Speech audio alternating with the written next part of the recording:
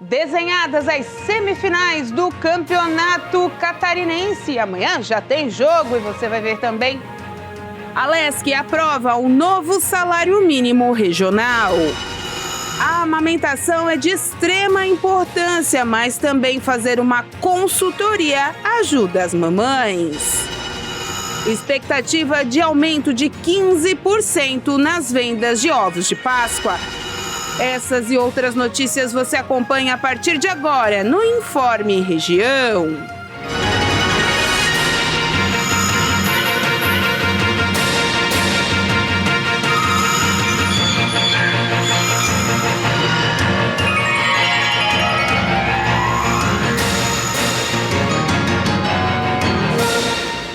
Olá, hoje sexta-feira, 24 de março de 2022. Daqui a pouco, 23, desculpa. Daqui a pouco a gente amplia as informações sobre a situação das chuvas aqui no sul catarinense. Teve bastante estrago ontem, a gente vem com todos os detalhes, mas nesse momento a informação é que o governo do estado informa que vai sim investir em obras de dragagem e também para tentar amenizar os efeitos da chuva no município de Tubarão, principalmente falando do Rio Tubarão, que no último ano, 2 grandes eventos acabaram assolando o município, trazendo muito prejuízo com o transbordamento do rio. De acordo com as informações, o governo do estado prevê aí um investimento no município para que novos prejuízos não sejam causados devido às cheias do rio, que corta ali a cidade de Tubarão e que é um grande marco para a cidade e também já causou muitos estragos na década passada,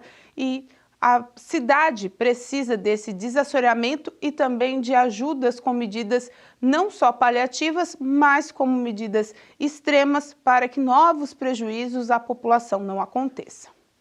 Dados do Panorama dos Resíduos Sólidos no Brasil 2022 mostraram que a geração de resíduos plásticos nas cidades brasileiras foi de 13 milhões e 70 mil toneladas em 2022. Isso a gente mostrou ontem aqui para você, porque esses dados são importantes para como esse exemplo do desassoreamento do rio Tubarão. Muitas vezes os problemas são ocasionados principalmente pelas questões dos plásticos aí jogados nos rios. Essa semana a gente teve, inclusive, o Dia Mundial da Água, que é importante salientar. Já já a gente vai ampliar bastante essa situação das chuvas para você. Um levantamento foi feito através do Sebrae, baseado nos dados do CAGED, que mostrou que as micro e pequenas empresas foram responsáveis por mais de 74% dos empregos gerados em janeiro desse ano.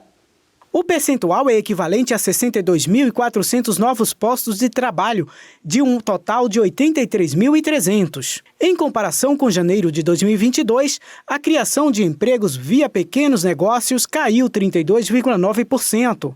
Na época, as micros e pequenas empresas foram responsáveis por 93 mil novas contratações no país. As empresas do ramo de construção civil foram as que mais criaram vagas em janeiro, com 37.900.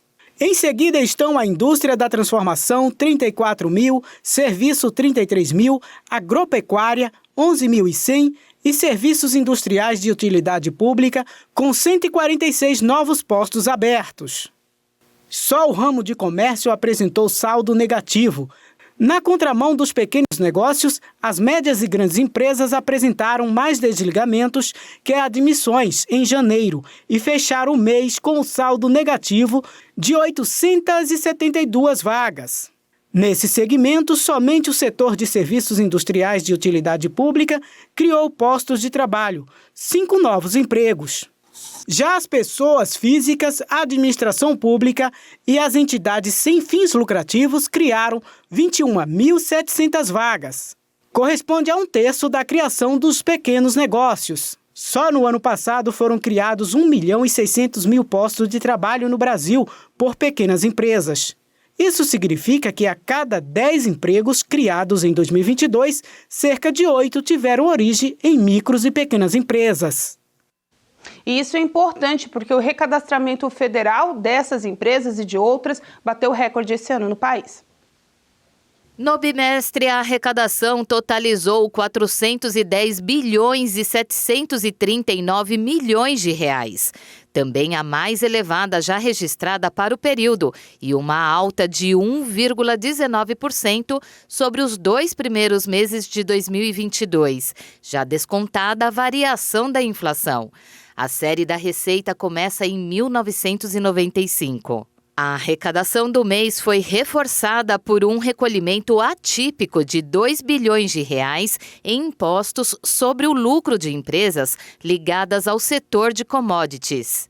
A Receita também destacou uma alta de 6,3% das receitas previdenciárias, o que atribuiu ao crescimento da massa salarial, e um incremento de 12,1% na arrecadação geral de imposto sobre a renda das pessoas jurídicas e contribuição social sobre o lucro líquido, cobrados das empresas. Por outro lado, as desonerações sobre os produtos industrializados e sobre combustíveis afetou negativamente a arrecadação de IPI, PIS/COFINS e CID.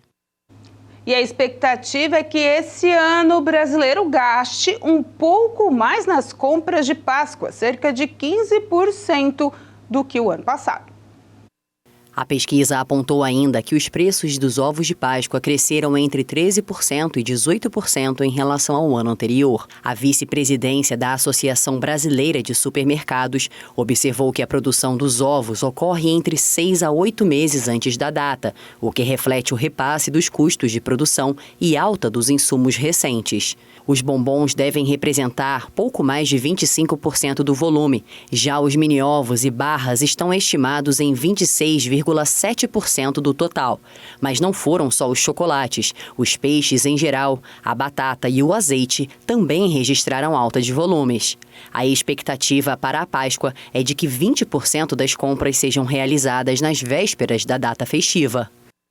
A seguir, Santa Catarina tem aprovada por deputados o aumento do piso regional.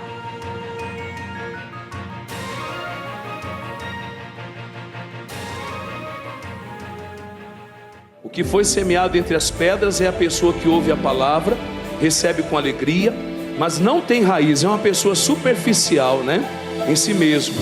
Antes, é de pouca duração, e chegada a angústia, ela logo se ofende e recua. Tem muita gente que ainda não tem raiz, irmãos, porque o capeta consegue remover ela de um lado para o outro. Você sabe que isso atrasa a vida de uma pessoa, atrasa um casamento, uma vida feliz. Querido, não seja de pouca duração não. Se alguém já falou para você, eu quero ver até quando você vai ficar na igreja. Você vendeu drogas, você se prostituía e você não sei o que. Eu fiz tudo isso, mas hoje eu sou uma nova criatura em Jesus. Pastor, então eu preciso jejuar? Precisa, irmão. Leia mais a Bíblia, porque em Mateus 24:13 a Bíblia diz: aquele que caminhar com Deus até o fim, ele receberá a coroa da vida eterna. Você já segue o missionário R.R. Soares nas redes sociais? No Instagram você tem conteúdos exclusivos, os bastidores dos programas, os milagres e ainda lindas mensagens que edificarão a sua vida. É só pesquisar Missionário Soares, clicar em seguir e pronto. Missionário R.R. Soares no Instagram. Siga e compartilhe. Santa Catarina é um estado peculiar. Situado na região sul do Brasil, surpreende pela variedade das paisagens naturais e riqueza ambiental. O povo catarinense é alegre e hospitaleiro, resultado de uma mescla de 23 etnias bem distintas, que apresentam costumes e festas animadas. No centro de Florianópolis, você acompanha as reuniões na Igreja da Graça de Deus, que fica na Rua Arcipreste Paiva, 135. A Igreja Internacional da Graça de Deus de Criciúma, representada pelo líder regional pastor Valdecir Santos, convida você e sua família para participarem da Vigília da Salvação. Sexta, 31 de março, das 19h30 às 23h. E ainda teremos batismo nas águas, louvor, adoração e a palavra de Deus para fortalecer nossa fé. Venha fazer fazer um propósito com Deus e mudar a história da sua vida. Pois está escrito: Deus quer que todos se salvem e venham ao conhecimento da verdade. Rua Miguel Patrício de Souza, número 300, em frente ao Batalhão da Polícia Militar, próximo ao Terminal Próspera, Criciúma. Igreja da Graça, a igreja do show da fé. Meus prezados amigos, deixa eu falar com vocês sobre o boletim Certeza da Vitória que eu estou publicando. Nele tem história do Midinho para as crianças, tem editorial, tem Escola do Espírito Santo, oração para quem patrocina a obra de Deus e muitas outras coisas. Pega a câmera do seu celular agora, aproxima desse QR Code, ele já vai estar dentro do seu celular. Faça bom uso, em nome de Jesus.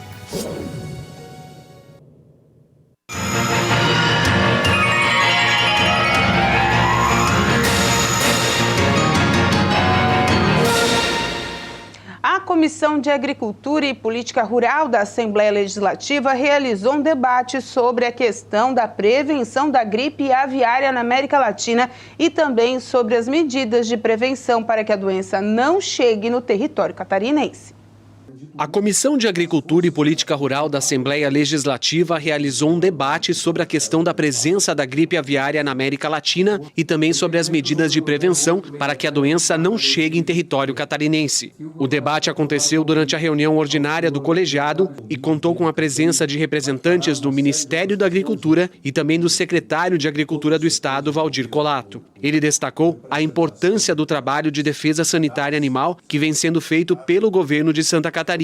O estado é o segundo maior produtor de frango do país. Nós estamos prevendo aí tudo que possa acontecer ou não acontecer e fazendo a nossa parte preventiva de trabalho, colocando a SIDASC, Secretaria da Agricultura, todos os órgãos, as entidades envolvidas com o agro, participando, né? CAS, Ministério da Agricultura, enfim, aqueles que têm o compromisso, né, e a obrigação de trabalhar. Impedir que essa doença chegue no Brasil, que seria um desastre, principalmente em Santa Catarina, que tem na avicultura um dos grandes trabalhos econômicos, né, para sustentar aí a economia e também na questão social e da agricultura catarinense num modelo diferenciado. Representantes da SIDASC, a Companhia Integrada de Desenvolvimento Agrícola do Estado, apresentaram um panorama do trabalho de defesa sanitária que há anos é feito pelo órgão. Atualmente, o status da doença mudou, já que somente o Brasil e o Paraguai não têm notificações da ocorrência do vírus em seus territórios. A SIDASC é responsável por colocar em prática o Plano Nacional de Vigilância e Influenza Aviária, proposto pelo Ministério da Agricultura, além de diversas outras ações.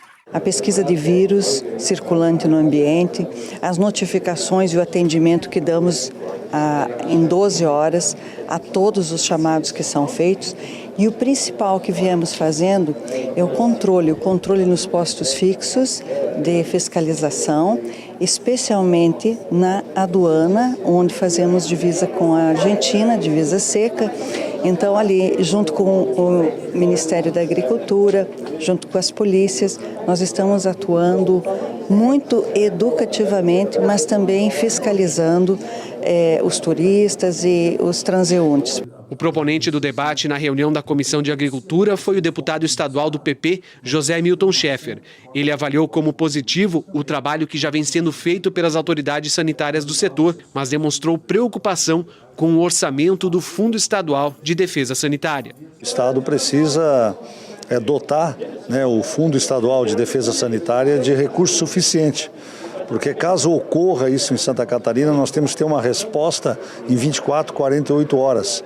Para que isso dê uma certa tranquilidade para os nossos compradores, tanto no exterior quanto a nível nacional, para que continue, né, não haja uma interrupção das compras, principalmente na área da avicultura, que é uma cadeia produtiva muito importante, econômica e socialmente para Santa Catarina. Que desde as primeiras horas de vida é essencial para a saúde do bebê a amamentação, a gente já sabe, mas durante essa fase, muitas mães passam por dúvidas de como amamentar de forma descomplicada. O desafio da amamentação é um dos mais comuns no início da rotina materna. Isso porque costuma ser um momento de aprendizado para o recém-nascido que precisa aprender a sugar o peito. E a mãe a colocá-lo na melhor posição e ajudá-lo a pegar o peito da forma correta. A Bruna Barros é consultora de amamentação e explicou como as mamães devem se preparar. É muito importante se preparar para a amamentação, né? Mas muitas vezes as pessoas pensam que se preparar para a amamentação é preparar o peito para a amamentação. Então, né, a gente ouve falar, tem que passar toalha felpuda no peito, esponja, não sei o quê, tem que botar o mamilo para fora, tem que pegar sol, tem que passar pomada, né? E na verdade não, a gente não deve fazer absolutamente nada com o peito para se preparar para a amamentação. Os próprios hormônios da gestação vão preparar o corpo da mulher e o seio da mulher para poder amamentar, né? Então, o preparo para a amamentação é um preparo emocional, psicológico, informacional. A consultora de amamentação apoia o aleitamento materno. E a Bruna explicou como é prestado esses serviços para as mães. É muito importante informar a família, né, com informações seguras, para essa mulher também se sentir muito segura do que ela quer, ela entender, ela saber, né, o que ela quer, o que ela está fazendo. E ter na manga ali, né, alguém que ela possa recorrer caso tenha algum problema, alguma dificuldade, uma consultora de amamentação que ela possa confiar, né, deu um problema ali, chama a consultora. Existem consultorias online ou presenciais, né, como que eu trabalho? Eu trabalho online e presencial. Em Rio Grande, né, o primeiro atendimento normalmente eu faço presencial, eu fico ali, né, ajudo a mulher numa ordenha, numa massagem, numa pega, num posicionamento, né, ajudo também a informar a família ali que tá na volta, vou dando dicas, vou explicando algumas coisas, né, passo uma conduta para essa mulher, o que fazer em cada momento. A consultora ainda reforçou os cuidados desse serviço no momento da amamentação. Antes do parto, para essa mulher já saber, já ter todas as armas que ela vai precisar, já saber, né, a posição certa, informar a família, saber a pega correta, saber os utensílios que ela pode, o que ela não deveria ter. Então, a gente faz uma consultoria já prévia para, né, evitar problemas. Isso é super importante, essa orientação e esse cuidado com as mamães. Em sessão ordinária, os deputados estaduais aprovaram em plenário o projeto de lei que atualiza o quadro e fixa o salário mínimo regional. O reajuste médio é de 7,43%, ficando acima dos principais índices de inflação do ano passado. A Assembleia Legislativa aprovou por unanimidade o projeto de lei de autoria do Poder Executivo que atualiza as 4 faixas do salário mínimo regional. Os valores passam de R$ 1.416 para R$ 1.521, de R$ 1.468 para R$ 1.576, de R$ 1.551 para R$ 1.669 e de R$ 1.621 para R$ 1.740, dependendo da categoria a que pertence o trabalhador. O reajuste médio é de 7,43%, ficando acima dos principais índices de inflação do ano passado. O mais alto, o INPC, ficou em 5,93%. O DIEESE lançou um livro sobre a história do piso salarial de Santa Catarina. O estado é o único do país onde há 13 anos ocorre negociação democrática entre trabalhadores e empresários de todos os setores. Este ano, eles chegaram a um acordo após 4 rodadas de negociação. Representantes de sindicatos e de outras organizações de trabalhadores acompanharam a votação e comemoraram a aprovação do projeto. Hoje o salário mínimo é R$ 1.302 e o mínimo nosso é 1.500 pouco. A menor faixa, mas a maior faixa é 1.740. Então hoje esse piso, ele com efeito cascata, ele beneficia em torno de 1 milhão de trabalhadores no estado de Santa Catarina. Não é apenas aqueles trabalhadores que não têm convenção. O reajuste aprovado é retroativo a 1º de janeiro deste ano.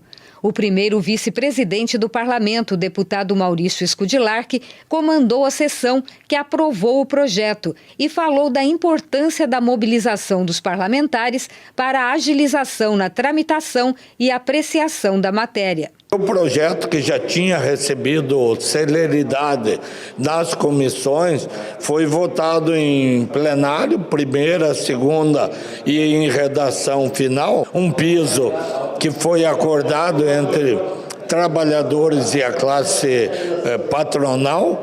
O governo do estado encaminhou o projeto e a Assembleia fez a sua parte e está aprovado em respeito ao cidadão catarinense.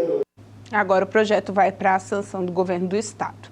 E a chuva de ontem, no final da tarde, causou prejuízos em algumas localidades da região. Em Criciúma, por exemplo, foram mais de 30 chamados de atendimentos pela Defesa Civil, entre 5 da tarde e 7 horas da noite. Um posto de combustível na região da Grande Rio Maina teve o seu telhado torcido pela rajada de vento e veio abaixo. Ninguém ficou ferido. Criciúma registrou uma velocidade no vento de 46 km por hora. Outras cidades, como Siderópolis e Treviso, tiveram estragos na rede elétrica e ficaram parte da noite sem o fornecimento de energia. Cocal do Sul teve parte do telhado do 24 horas atingido também por rajadas de vento. Timbé do Sul e Jacinto Machado ainda contam os estragos da chuva de terça-noite. A Serra da Rocinha vai ficar interditada pelo menos até segunda-feira para averiguação dos estragos na pista após os deslizamentos de terra. E atenção, a previsão é que hoje novas chuvas assolem a região, mas sem tanto vento, mas mesmo assim com solo encharcado em alguns municípios e também em algumas localidades. É bom se ter atenção. Qualquer dúvida, qualquer tipo de sobressalto, ligue para a Defesa Civil. A seguir, Tigre e Hercílio fazem o primeiro jogo da semifinal do Catarinense.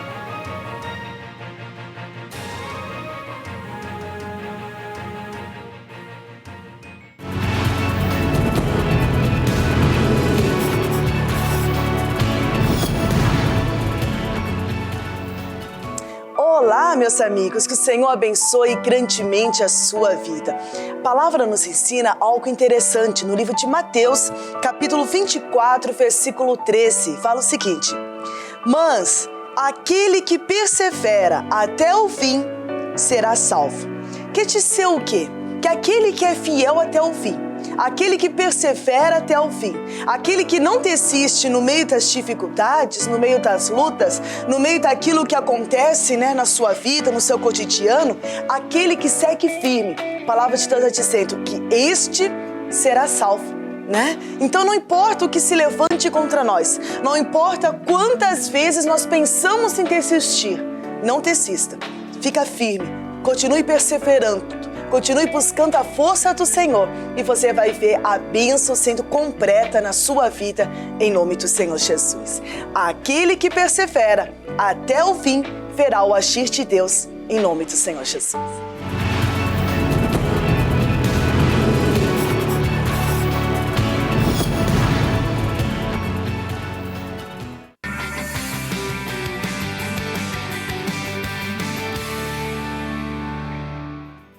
Fala pessoal, tudo bem com vocês? Aqui quem fala é o Gabriel Massa e eu estou passando aqui para deixar mais uma dica de leitura para você. Este livro que está nas minhas mãos se chama O Nome de Jesus, do Kenneth Hagin. E olha, se você deseja saber qual o poder, qual a autoridade que Deus investiu no nome de Jesus, este é o livro que você precisa ler. Talvez você até fale, quais também são os benefícios que existem quando eu uso o nome de Jesus? Essa dica de leitura é para você. Se você deseja adquirir este livro, você pode entrar em contato pelo www.spovo.com.br ou você também pode entrar em contato através de um dos telefones que está na sua tela. Olha, eu creio que vai te abençoar muito essa leitura, vai ser uma rica bênção na sua vida, em nome de Jesus.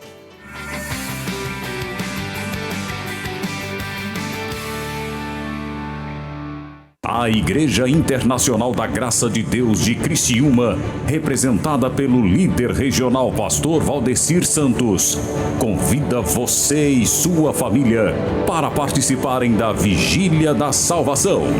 Sexta, 31 de março, das 19h30 às 23h. E ainda teremos batismo nas águas, louvor, adoração e a palavra de Deus para fortalecer nossa fé.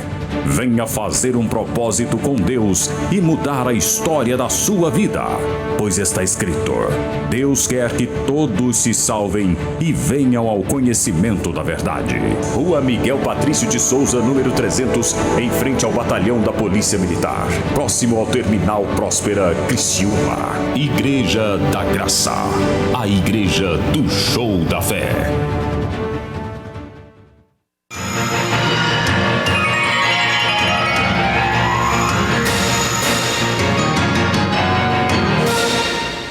E antes de falar das informações do Clássico do Sul, na noite desta quarta-feira foram definidos mais 2 semifinalistas do Campeonato Catarinense. Agora, a disputa começa já nesse final de semana.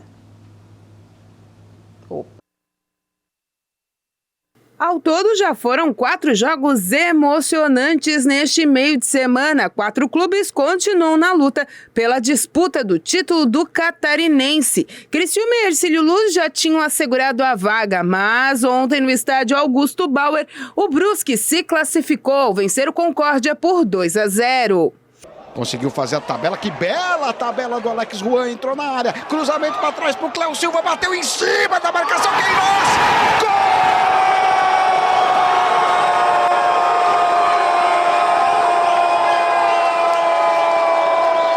Olha o Brusque, o chute, que golaço!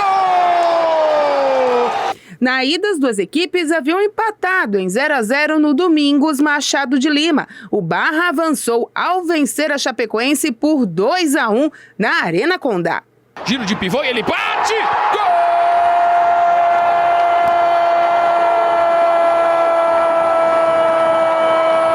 Natan de longe! Gol!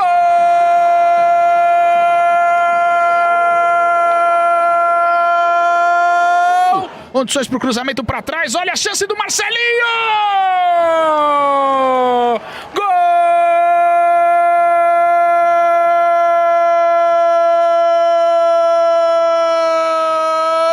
No jogo de ida, o Barra superou a Chapecoense por 2-0 lá em Itajaí. Na terça-feira, o Criciúma avançou ao vencer o Avaí nos pênaltis por 14-13 após empate no tempo normal de 0-0 no Heriberto Wilson. E o Hercílio Luz se classificou na quarta-feira ao empatar em 0-0 com o Figueirense no estádio Aníbal Gomes Costa. Agora, os jogos da semifinal são os seguintes. Neste sábado, às 4h30 da tarde, tem Criciúma e Hercílio Luz no Heriberto Wilson. E no domingo, às 5 da tarde, o Barra enfrenta o Brusque, em busca da primeira vitória para avançar à fase final da competição. Então, já que está tudo definido, hoje foi dada a largada e a correria no estádio Heriberto Wilson para colocar tudo em dia e poder assistir a partida de amanhã. Não tem como, o torcedor tricolor não espera e logo pelas primeiras horas da manhã já estava no Majestoso. O clube disponibilizou 800 ingressos infantis para os sócios levarem os torcedores mirins para a partida decisiva. E teve pai acordando cedo para garantir o ingresso do filho. Sim, viemos buscar o ingresso para comparecer sábado, né? Bem otimistas depois do jogo contra o Avaí. E eu também acho que vai ser 2-0. A movimentação também foi intensa na secretaria do clube, muita gente querendo se associar, comprar ingressos e colocar a sua vida em dia com o Criciúma. O departamento administrativo está atento para todas as orientações. Então, jogo grande, né? Uma expectativa de um excelente público, o maior público do ano, o maior público aí dos últimos tempos aí, desconsiderando jogos contra Grêmio e Vasco, que foram públicos excepcionais. Todo o preparativo, tudo certo, bastante torcedor vindo à secretaria do clube para se associar. Ainda tem vaga para o torcedor se associar, ainda tem essa possibilidade, porque o clube está fazendo a exclusão daqueles que estão em débito há mais de 3 meses e estão dando lugar a esses novos sócios. Ingresso de criança, o clube iniciou a entrega desses ingressos de criança hoje, a partir das 9 horas. Nesse momento ainda tem alguns ingressos infantis, o clube limitou a 800, então o torcedor que não pegou, que estava acostumado a pegar esse ingresso infantil na catraca, ele precisa estar atento que se o seu menor, se a sua criança não tiver esse ingresso em mãos, ele não venha para o jogo porque não vai conseguir ter acesso. Os ingressos infantis, limitados ao número de 800, devem se encerrar ainda hoje pela manhã. Ainda estamos fazendo as entregas, mas deve se encerrar hoje pela manhã. E também em torno de 1.000 ingressos para venda, sendo ao valor de R$120 e meia entrada R$60. Os torcedores que estão vindo de Tubarão ou outras localidades têm duas opções de compra dos ingressos, pelo site minhaentrada.net ou nas bilheterias do clube. O jogo está marcado para 16h30. Portões e bilheteria abrem 2 horas antes, portanto, às 2h30 da tarde, o torcedor já pode pegar o seu melhor lugar. Se tiver um dia de sol quente, ele já pode se abrigar à sombra. Se for um dia que pode cair uma garoa, enfim, ele pegar os lugares mais altos, mais confortáveis. Então, a gente pede que o torcedor venha cedo, justamente para que não cause nenhum problema na logística de entrada dele aqui na fila, nas catracas. E lembrando, para o jogo de volta contra o Hercílio Luz em Tubarão na próxima quarta-feira, os ingressos para a torcida do Tigre que estavam disponibilizados online já não existem mais. As compras abriram por volta das 10 horas da manhã e às 10h24 se encerraram, com a torcida tricolor esgotando os ingressos. E atenção, ainda há a previsão de que a Polícia Militar libere uma parte do estádio Aníbal Gomes Costa para poder aí ter um pouquinho mais de torcedores nesse jogo da quarta-feira. Mas ainda não está nada confirmado. O que se sabe é o que tinha para os torcedores do Criciúma, que eram 500 ingressos mais 200 ali para as crianças torcedoras do Criciúma. Já se esgotaram, foram 24 minutos de venda no site e não tem mais nada. E a gente já sabe que tem muito torcedor do Criciúma comprando ingresso para a torcida adversária. Então, o pessoal do Hercílio vai ter que administrar e fazer bem essa logística junto com a Polícia Militar de Tubarão. Mas antes, também informando que nesse sábado o pessoal deve ter atenção aos arredores do estádio Heriberto Wilson, pois a partir do meio-dia já começa algumas ruas a terem o seu acesso restrito no bairro Comerciário, a fim de evitar tumultos e também ali de evitar a correria de carros, enfim, aos arredores do Majestoso. Planeje a sua ida para o estádio, vá torcer aí com amor e carinho e torça para o seu time chegar às finais do Catarinense. Na segunda a gente informa como foram esses 2 primeiros jogos e com essa informação a gente encerra o Informe Região desta sexta-feira. Lembrando para você, acompanhe a gente nas redes sociais, @TV Primavera no Instagram e no Facebook e também no nosso canal do YouTube, /TV Primavera Criciúma. A todos vocês um bom final de semana e até segunda-feira. Tchau!